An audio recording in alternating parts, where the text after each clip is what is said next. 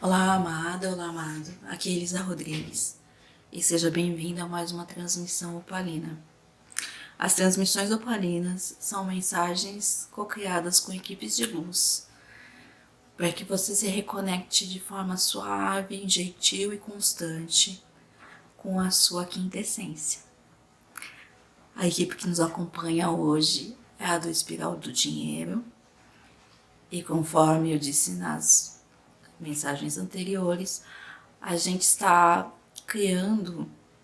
co-criando um processo de harmonização com a energia do dinheiro. Esse é um processo coletivo, não vai ressoar com todo mundo. São mensagens mais amplas. Então, se você quiser fazer essa jornada de forma individual, você tem mais informações no link que está na descrição dessa mensagem. A espiral do dinheiro, assim como as outras jornadas terapêuticas, trabalham em quadrantes. E hoje a gente vai falar sobre o quadrante do espírito. Como o dinheiro ecoa no quadrante do espírito. E quando eu estava tirando a carta aqui do oráculo para dar o direcionamento dessa mensagem, saiu... Bom, eu estou usando um oráculo chamado Arqueo, que tem cartas sobre os arquétipos. E a carta que saiu foi a carta em branco. Isso é muito significativo, mas muito significativo, porque mostra que para cada um o dinheiro, primeiro, é um arquétipo pessoal. O dinheiro é uma página em branco que vai lidar com você de acordo com a sua história pessoal. Esse é um primeiro ponto. E o segundo ponto, que é onde eu quero trabalhar, é que o dinheiro pode ser um grande mensageiro da luz. Um mensageiro muito potente da luz.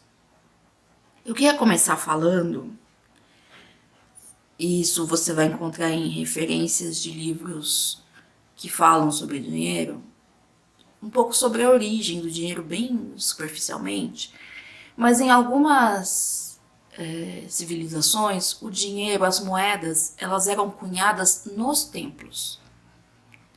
Elas eram feitas dentro dos templos. Seja porque o dinheiro tinha um aspecto sagrado, seja porque existe uma questão de uma fé que está implícita no dinheiro. E a gente não percebe o quanto o dinheiro é uma questão de fé. Fé no sentido de acreditar naquilo. Porque olha só, pensa comigo. O que diferencia uma nota de R$2 de uma nota de R$200? Papel, um tamanho um pouco diferente, desenhos diferentes, mas é uma fé de que aquele papel vale 2 e o outro papel vale 200. Entende?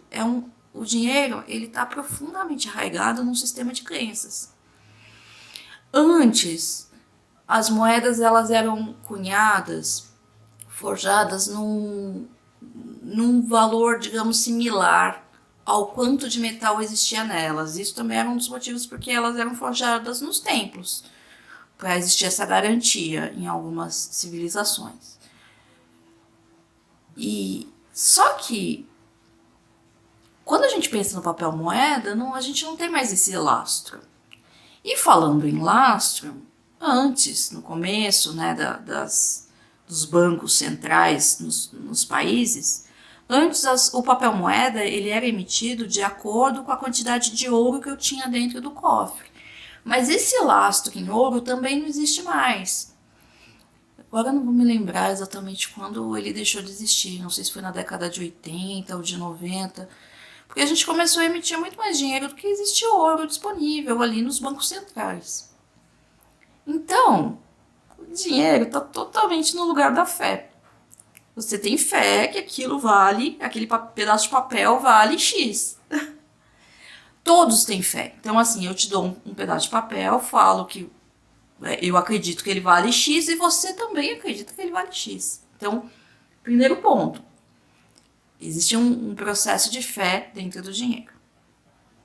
E aí, falando dessa questão do lastro e da luz, eu queria chamar a atenção, porque a gente foi passando por um processo evolutivo. Então, esse dinheiro físico, de papel ou em moedas, metal, ele era um padrão, digamos, da terceira dimensão, assim.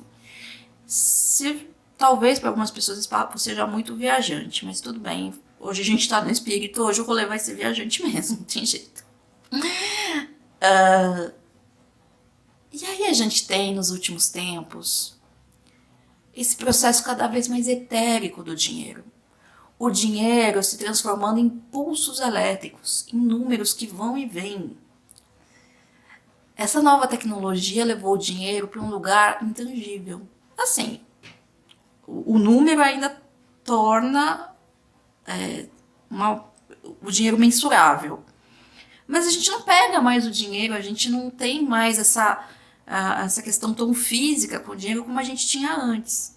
E para mim isso é também um sinal do quanto o ser humano está evoluindo, do quanto o ser humano está mudando a forma de lidar com esse recurso.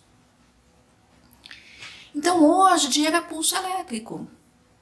São bits que vão caindo na minha conta. Ele vira uma questão energética.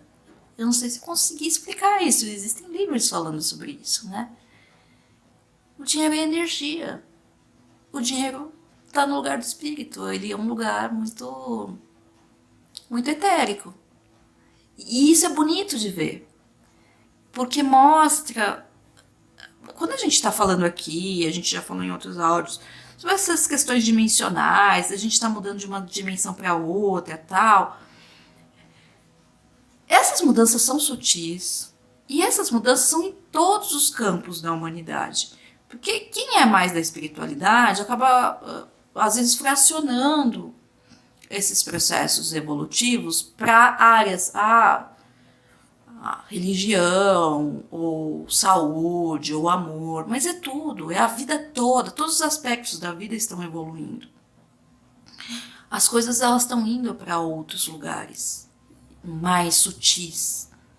Não é, as coisas não são mais tão físicas e pesadas como antes. E uma parte da nossa confusão também vem disso, né? Porque esse lugar sutil, a gente precisa ter mais filtro, a gente precisa estar mais ancorado na gente para não se sentir levado por esses ventos de mudança que jogam a gente para um lado e para o outro. Então são tempos exigentes, mas são tempos muito legais. É legal ver essa mudança na humanidade, assim. E essa mudança inclui o dinheiro. O dinheiro pode ser um aspecto de muita luz. Então quando eu falo que ele é pulso elétrico, é justamente luz. Eu posso usar o dinheiro como um farol de luz na minha vida. Eu posso levar as minhas questões para o dinheiro. Será que eu faço ou não faço isso? Isso é muito comum acontecer assim com clientes que vêm conversar comigo. Eu geralmente respondo a mesma coisa. Deixa o dinheiro te responder isso. Você tem dinheiro? Se você tem dinheiro e tem o chamado, vai. Se você não tem o dinheiro, espera o dinheiro vir. Porque se o dinheiro vem, pode ser que ele fala, agora sim é tempo de se fazer isso. Se o dinheiro não está, às vezes ele está te protegendo de um processo que você está antecipando. O dinheiro é muito veículo do tempo divino. E a gente não está lidando bem com o tempo divino. A gente está vivendo um processo de administração da vida mesmo, dos fluxos da vida, um processo muito ansioso. E a gente não está se dobrando ao tempo divino das coisas. E o dinheiro pode ser um excelente mestre do tempo divino.